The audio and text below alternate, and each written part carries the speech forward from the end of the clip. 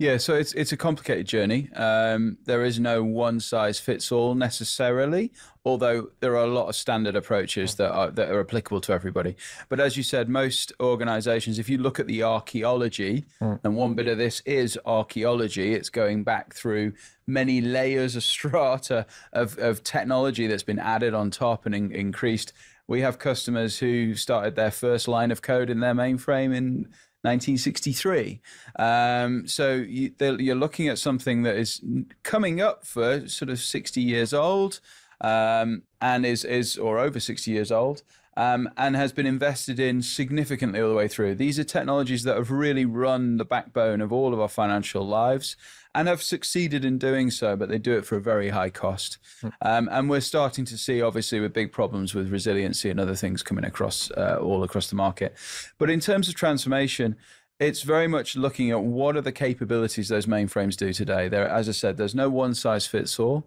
And we talk about capability mapping, which is really looking at you'll find if you were architecting it from the start, you would not put everything in the box that we have today. It's too much of a failure point, and it makes it too brittle and too hard to upgrade.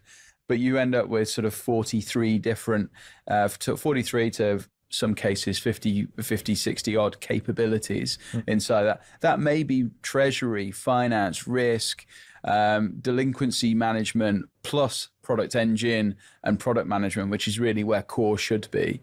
And we've developed a very clear view about what a core should be and what should be outside of that. And therefore working with the banks to then sort of break apart their platform and look at how we can take parts of that over time. You don't want to change it all. You need to look at which bits had financial benefit at which points to move that forward with the goal of switching the platforms off. Because if you don't switch them off, you don't get this cost savings. You don't get to reduce your problem of maintenance and all the other things that go with it. But you don't switch it off in one go. These are sort of 3, 4, 5, sometimes 10-year programs to take out the capability.